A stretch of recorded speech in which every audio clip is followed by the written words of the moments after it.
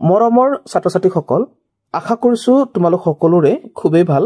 So ছাত্ৰ-ছাত্ৰীসকল, আজি আমি আলোচনা কৰিম প্ৰজ্ঞান বৃত্তি পৰীক্ষাৰ বাবে দৰকাৰী পঞ্চম শ্ৰেণীৰ পৰিৱেশ অধ্যয়ন বিষয়টোৰ কেইটামান অতি গুৰুত্বপূৰ্ণ প্ৰশ্ন। সো তোমালোকে ভিডিঅটো মনোযোগেৰে চাবা, প্ৰথমৰ পৰা শেষলৈকে চাই যাবা, ধুনীয়াকৈ তোমালোকে বুজিব পাৰিবা কোনটো প্ৰশ্নৰ উত্তৰ কি হয় আৰু কিয় হয়। ঠিক আছে, আৰু ইতিমধ্যে আমি গণিত, সাধাৰণ জ্ঞান, ইংৰাজী সকলো বিষয়ৰ ভিডিঅ' আপলোড কৰিলো। তোমালোকে যদি চোৱা নাই চাই ল'বা। আনকি চতুৰ্থ শ্ৰেণীৰ কাৰণেও ভিডিঅ' প্ৰস্তুত কৰা আছে, তোমালোকে চাই ল'বা। লিংকসমূহ ডেছক্ৰিপশ্যন বক্সতে পাবা। ঠিক আছে, সো এতিয়া আমি দেৰি নকৰাকৈ আৰম্ভ কৰিছোঁ। আজি আমাৰ প্ৰথম লেচন আমাৰ পৰিৱেশ। তোমালোকৰ পৰিৱেশ অধ্যয়ন পাঠটোৰ যি প্ৰথম লেচন হৈছে আমাৰ পৰিৱেশ, এই পাঠটো আমি আলোচনা কৰিম। ঠিক আছে, প্ৰথম প্ৰশ্নত তোমালোকে দেখিবলৈ পাইছা, কৈছে যে জলাহভূমি বা আৰ্দ্ৰ ভূমিৰ ক্ষেত্ৰত তলৰ কোনটো উক্তি অশুদ্ধ? অশুদ্ধ বুলি কৈছে। অ'কে, শুদ্ধটো বিচৰা নাই, অশুদ্ধটো বিচাৰিছে। সো আমি যদি চাওঁ, এক নম্বৰত কি আছে কটোত, জলাহভূমি বা আৰ্দ্ৰভূমি প্ৰাকৃতিক পৰিৱেশৰ উৎকৃষ্ট উদাহৰণ। এইটোতো শুদ্ধ হয়, আমাক অশুদ্ধটোহে বিচাৰিছে। ঠিক আছে, আকৌ কৈছে ইয়াৰ প্ৰধান দুটা উপাদান হ'ল মাটি আৰু পানী। এইটো শুদ্ধ। ঠিক আছে, আৰু জলাভূমি বা আৰ্দ্ৰভূমি মানৱ সৃষ্ট পৰিৱেশৰ এটা উদাহৰণ। এইটোতো একেবাৰে নহয়। ঠিক আছে, মানৱ সৃষ্টটো নহয় জলাভূমি। তাৰপিছত 4 নম্বৰত আছে জলাভূমি উদ্ভিদ, প্ৰাণী আৰু অনুজীৱৰ আৱাসভূমি। এইটো শুদ্ধ। গতিকে আমাৰ ভুল উত্তৰটো কোনটো হয়? ভুল উত্তৰটো হৈছে অপশ্যন গ, আৰু আমাক ভুল উত্তৰটোৱেই বিচাৰিবলৈ কৈছিলে, সেইকাৰণে আমাৰ উত্তৰটো হ'ব অপশ্যন গটো। ঠিক আছে, তোমৰা জলাভূমি মানে নিশ্চয়কৈ জানা চাগে, বা আৰ্দ্ৰভূমি, তাত মানে কি হয় সাময়িকভাৱে, অৰ্থাৎ কিছু সময়ৰ বাবে পানীবোৰ থাকে হা, তাত সেইকাৰণে মানে এইটো প্ৰকৃতিৰ দ্বাৰা নিজে নিজে হৈ যায়। মানে বৰষুণ যদি বেছি হৈ যায় হা, বাৰিষা কালত বেছিকৈ হয়, বৰষুণ যদি বেছি হৈ যায় তেতিয়া মানে জলাভূমি হয়। ঠিক আছে, এইটো মানুহৰ দ্বাৰা সৃষ্ট নহয়। অ'কে, এইটো প্ৰকৃতিৰ দ্বাৰাই সৃষ্ট হয়। সো নেক্সট আহিলে, নেক্সট প্ৰশ্নটো তোমালোকে দেখিবলৈ পাইছা, ইয়াতে কৈছে যে মেৰু অঞ্চলত থকা পেঙ্গুইন চৰায়ে উৰিব নোৱাৰাৰ কাৰণ। সো মেৰু অঞ্চল মানে তোমালোকে জানাই বৰফ থকা ঠাইৰ কথা কৈছে। পেঙ্গুইন যিহেতু বৰফ থকা ঠাইৰে থাকে, আৰু সেই পেঙ্গুইনবিলাকে উৰিব নোৱাৰে তোমালোকে জানাই, কিন্তু কিয় উৰিব নোৱাৰে তাৰ কাৰণটো বিচাৰিছে। পেঙ্গুইন ইহঁতৰ গাটো সৰু সৰু পাখিৰে আৱৰা। এইটোতো শুদ্ধ, এই কাৰণে উৰিব নোৱাৰে নেকি? তেনেকুৱাটো নহয়। পেঙ্গুইন চৰাইৰ ডেউকা দুখন সৰু, গতিকে উৰিবৰ কাৰণে ডেউকা দুখন ডাঙৰ হ'ব লাগিব। গতিকে পেঙ্গুইন চৰাইৰ ডেউকা দুখন সৰু কাৰণে উৰিব নোৱাৰে। ঠিক আছে, ইয়াৰ গাটো সৰু সৰু পাখিৰে আৱৰা। অন্য চৰাইৰো গাটো সৰু সৰু পাখিৰে আৱৰি থাকে হা। আৰু কৈছে ইহঁতে সাগৰত থকা সৰু মাছ খায়। হয়, সাগৰত থকা সৰু মাছ খালে যে উৰিব নোৱাৰিব তেনেকুৱাটো কথা নাই। আৰু ইহঁত বৰফত থাকে, বৰফত থাকিব পাৰে, কিন্তু বৰফত থাকিলে উৰিব নোৱাৰাৰ কিবা কাৰণ থাকিব পাৰে নেকি? গতিকে ইয়াৰ শুদ্ধ উত্তৰটো কি? শুদ্ধ উত্তৰটো হৈছে পেঙ্গুইনৰ ডেউকাৰ, মানে পেঙ্গুইনৰ ডেউকা দুখন সৰু। সো ডেউকা দুখন যদি সৰু হৈ কেনেকৈ উৰিব? সেইকাৰণে উৰিব নোৱাৰে। ঠিক আছে, বুজিব পাৰিলা? অ'কে, সো নেক্সট প্ৰশ্ন। নেক্সট আহিলে ইয়াত কৈছে যে জিৰাফ তলৰ কোনটো অঞ্চলত বাস কৰা প্ৰাণী? ঠিক আছে, জিৰাফে কি খায় বাৰু? জিৰাফে গছৰ পাত খায়। ঠিক আছে, গতিকে এইটো তৃণভূমি নে, জলাহভূমি নে, মেৰু অঞ্চল নে, মৰুভূমি? সো মৰুভূমিতটো গছ গছনি নাই, মেৰু অঞ্চলতো তেনেকুৱা গছ গছনি নাই। ঠিক আছে, কম থাকে। আৰু জলাহভূমিটো পানী থাকে। ঠিক আছে, আৰু তাৰ যিবিলাক গছ, ডাঙৰ গছটো নাথাকে, তাত সৰু সৰু গছ থাকিব। অ'কে, সো তৃণভূমি অঞ্চলত ওখ গছো থাকিব। ঠিক আছে, আৰু মানে ঘাঁহো থাকিব। গতিকে তৃণভূমি অঞ্চলতেই জিৰাফ থাকে। অ'কে, জিৰাফ ক'ত থাকে তেতিয়াহ'লে? তৃণভূমি অঞ্চলত থাকে। কেলে? কাৰণ জিৰাফে গছৰ পাত খায় না, তৃণজাতীয়। অ'কে, সো নেক্সট ইয়াত কৈছে চাইডত অমিলটো বাছি উলিওৱা। অমিলটো কি? ইয়াত আছে গড়, হাতী, হৰিণা আৰু উট। ইয়াৰ উত্তৰটো হৈছে অপশ্যন ঘ, উট। উট অমিল, বাকী তিনিটাতকৈ বেলেগ অমিল। তাৰমানে কিয় অমিল? উটটো কিয় অমিল হ'ল? কাৰণ উট মৰুভূমিত থাকে, বাকী হৰিণা, হাতী, গড় আদি হাবিত থাকে। ঠিক আছে, সো সেইকাৰণে উটটো বেলেগ।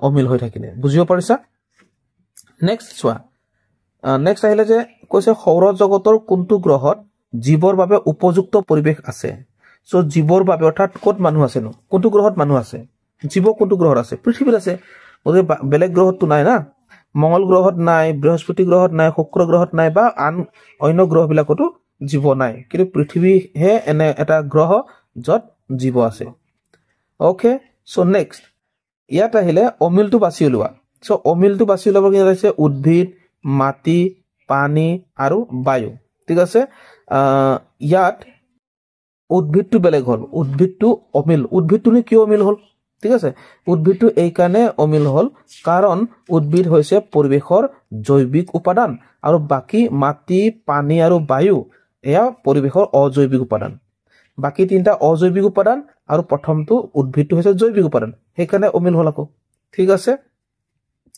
সো নেক্সট আহিলে যে তলৰ কোন কেইটা পৰিৱেশৰ অজৈৱিক উপাদান হ'বলৈ হলে কোনটো হ'ব এতিয়া যাৰ জীৱ নাই মানে প্ৰাণ নাই ঠিক আছে যিবিলাকে উশাহ নিশাহ নলয় জীয়াই থাকে তেনেকুৱাবোৰ জীৱ ন গতিকে ইয়াত যদি চাওঁ আমি ওকে সো ইয়াত যদি চাওঁ ইয়াত আছে অক্সিজেন মাছ শিল আৰু কয়লা গতিকে অজৈৱিক উপাদান লিখে অজৈৱিক যিবিলাক মৃত মানে অজৈৱিক মৃত এটা মানে শিল আৰু কয়লা হ'ব শিল আৰু কয়লাহে মৃত ঠিক আছে আৰু অক্সিজেন ওকে অক্সিজেনটো হ'ব অক্সিজেনটো জীৱ নহয় না অক্সিজেনটো জাস্ট এটা গেছ হয় গতিকে এই তিনটা অপচন এ সি আৰু ডি অপচন এ সি আৰু ডি টো শুদ্ধ উত্তৰ সেইকাৰণে অপচন ঘ এ সি ডি এইটো শুদ্ধ উত্তৰ ওকে সো নেক্সট আহিলে ইয়াত কৈছে যে তলৰ কোন কেইটা পৰিৱেশৰ জৈৱিক উপাদান নহয় অৰ্থাৎ অজৈৱিক উপাদান মানে মৃত উপাদান যাৰ মানে জীৱ নাথাকে উশাহ নিশাহ নলয় ঠিক আছে গতিকে তেনে হল কি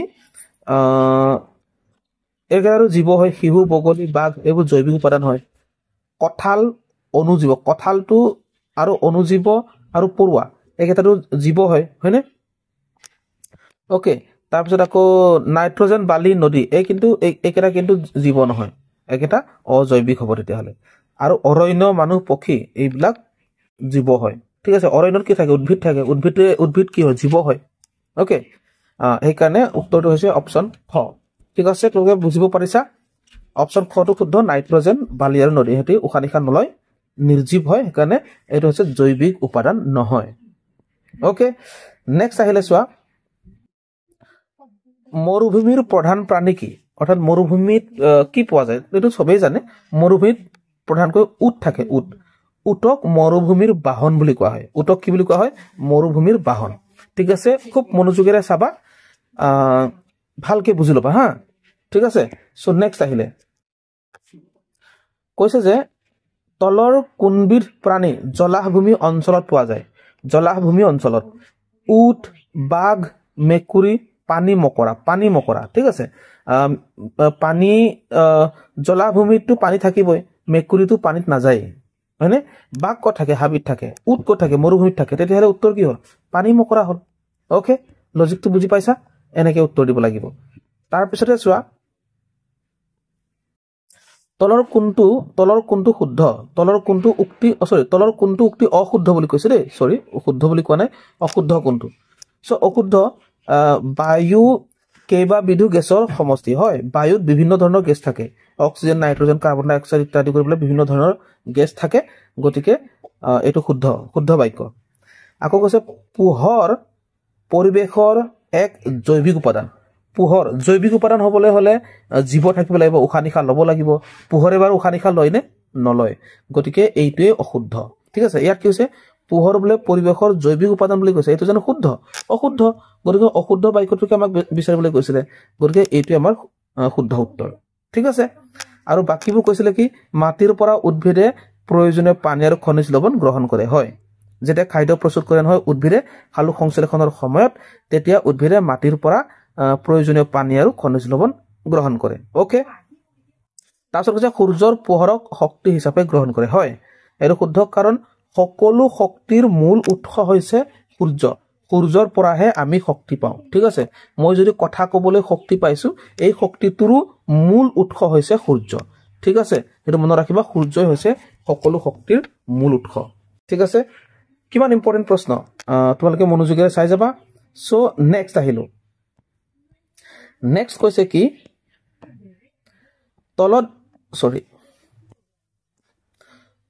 তলত দিয়া কোনবিধ প্ৰাণীৰ দীঘল আৰু শাখা প্ৰশাখাযুক্ত শিং থাকে এয়া হৈছে বলগাহৰিণৰ হৰিণৰ দীঘল শাখা প্ৰশাখাযুক্ত শিং নাথাকে শিং থাকে যেনিবা কিন্তু বহুত দীঘল মানে একদম এনেকুৱা দীঘল আৰু মানে একদম এনেকে শাখা থকা মানে শাখা প্ৰশাখা এনেকুৱা শিং থকা প্ৰাণী বিচাৰে এয়া হৈছে বলগাহৰিণ ওকে তাৰপিছত নেক্সট আহিলে নেক্সট কৈছে যে জলাভূমিৰ পৰিবেশ গঢ়ি তোলা দুটা প্ৰধান উপাদান ঠিক আছে জলাভূমিত প্ৰধানত কেনেকে হয় মানে ঠিক আছে মাটি আৰু বালি থাকিলে নহব ঠিক আছে মাটি আৰু বালি থাকিলে আৰু এটো কেনেকে জলাভূমি জল মানে পানী থাকিবই লাগিব পোহৰ আৰু পানী ঠিক আছে মাটি আৰু এটো পানী আৰু মাটি পানী এইটো হে হৈছে জলাভূমিৰ প্ৰধান উপাদান ঠিক আছে জলাভূমি হ'বলৈ সেই দুটা উপাদান লাগিবই তেতিয়াহে জলাভূমি হ'ব গৰে জলাভূমি হ'বৰ কাৰণে কি লাগিব আমাক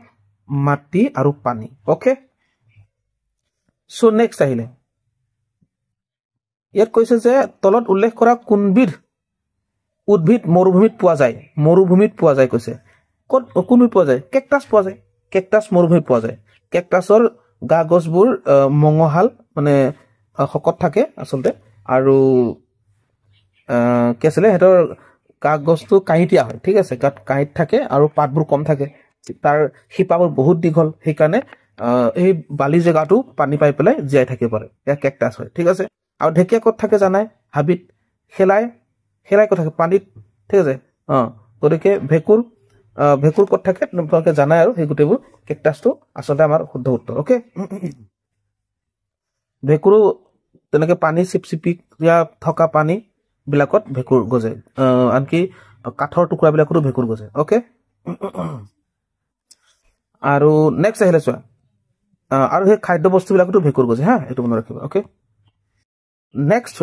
নেক্সট আহিলে কেকটাছৰ কিয় দীঘল শিপা থাকে হেতু মই কলোৱে কাৰণ মাটিৰ পৰা পানী শোষণ কৰিবলৈ কাৰণ উদ্ভিদে খাদ্য প্ৰস্তুত কৰিবলৈ পানী লাগিবই পানী শোষণ কৰিবৰ কাৰণে কেকটাছৰ শিপাবোৰ দীঘল থাকে ওকে সো নেক্সট আহিলে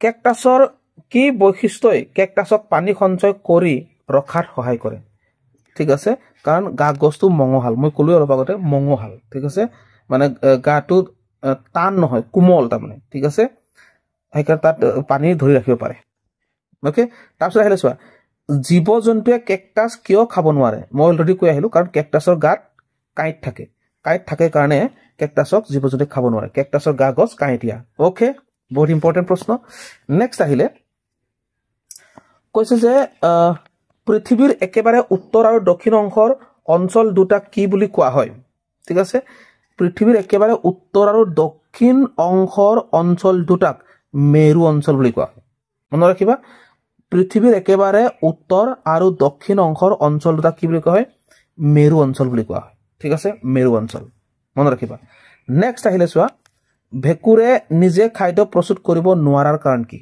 ঠিক আছে কাৰণ উদ্ভিদে নিজৰ খাদ্য প্ৰস্তুত কৰিবলৈ হলে উদ্ভিদৰ পাতত কি থাকিব লাগিব উদ্ভিদৰ গাত কি থাকিব লাগিব পত্ৰ হৰিত থাকিব লাগিব ঠিক আছে কিন্তু ভেকুৰৰ পত্ৰ হৰিত নাথাকে ভেকুৰৰ পত্ৰ হৰিত নাথাকে কাৰণে নিজৰ খাদ্য নিজে প্ৰস্তুত কৰি ল'ব নোৱাৰে ঠিক আছে ওকে পানী শোষণ কৰিবৰ কাৰণে কিন্তু শিপা থাকে ওকে ভেকুৰ পচা কাঠ গোবৰ আদিত গজে হেতুটো ঠিক কথা কিন্তু ভেকুৰত থকা পত্ৰ হৰিত ৰং বগা হেতুটো নহয় আৰু ভেকুৰত আসলে পত্ৰ হৰিত নাথাকে ওকে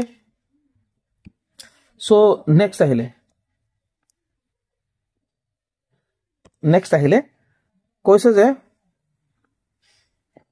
ওকে নেক্সট হলে কৈছে ব্যাকটেৰিয়া আৰু ভাইৰাছক কিয় অনুজীৱ বুলি কোৱা হয় চোৱা অনুজীৱ নামতে উত্তৰ সোমাই আছে অনু মানে কি একেবাৰে সৰু বস্তু ঠিক আছে সৰু গতিকে কি হৈছে ব্যাকটেৰিয়া বেক্টেৰিয়া আচলতে খালী চকুৰে মনিব নোৱাৰে অৰ্থাৎ ই অতি ক্ষুদ্ৰ মানে খালী চকুৰে দেখা পোৱা নাযায় সেইকাৰণে বেক্টেৰিয়া আৰু ভাইৰাছক অনুজীৱ বুলি কোৱা হয় আচলতে সেই বেক্টেৰিয়া ভাইৰাছক আমি আমাৰ চকুৰে তাৰমানে খালী চকু মানে আমি চকুত একো নলগোৱাকৈ অৰ্থাৎ আমি যদি বিবৰ্ধক লেন্স যদি ব্যৱহাৰ কৰিছিলো বেলেগ কথা তথাপিতো আমি দেখি নাপাম আমি দেখি পাবৰ কাৰণে কি কৰিব লাগিব অনুবীক্ষণ যন্ত্ৰ চাব লাগিব সো এটো মনত ৰাখা তোমালোকে অনুবীক্ষণ যন্ত্ৰৰ দ্বাৰাহে আমি বেক্টেৰিয়া বা ভাইৰাছক আমি দেখা পাম এই কাৰণে এহঁতক অনুজীৱ বুলি কোৱা হয় কাৰণ এহঁতৰ আকাৰবোৰ বহুত সৰু সৰু তাৰমানে বহুত সৰু সৰু ইমানেই সৰু এইবোৰ বতাহত উৰি ফুৰি থাকে ঠিক আছে সেইকাৰণে সেই বতাহত উৰি ফুৰি থকাৰ কাৰণে বেক্টেৰিয়া ভাইৰাছ